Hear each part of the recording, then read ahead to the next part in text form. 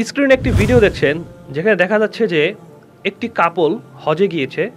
এহরাম পরা অবস্থায় একজন ভাই তার স্ত্রীকে পর্দায় ঢেকে নিয়েছে। হয়তো তার স্ত্রী এমন কোনো কাজ করছে যেটা অন্য কেউ দেখলে পর্দার বরখেলাপ হবে তার স্ত্রীর।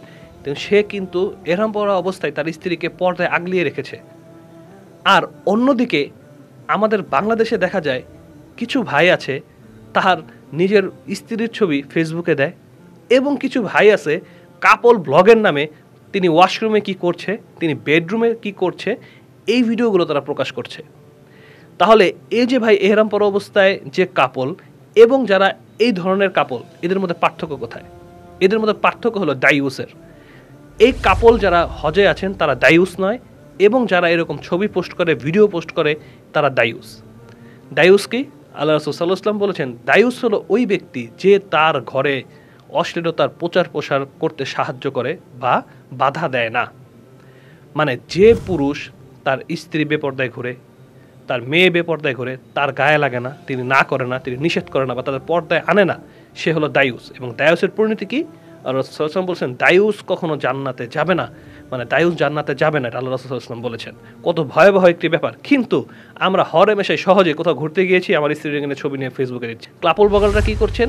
তিনি তার স্ত্রী নিয়ে বেডরুমে কি করেন, তিনি তার স্ত্রী নিয়ে ওয়াশরুমে কি করেন, তিনি তার স্ত্রী নিয়ে রান্না কি করেন, কোথায় কি করছেন, বাসায় কি করছেন, এভরিথিং ডিটেইলে তিনি ব্লগ করে মানুষকে জানাচ্ছেন। এবং আমরা কি করছি? খুব মজা করে সেই ভিডিওগুলো দেখছি, আমরা তাদেরকে আরও উৎসাহ দিচ্ছি।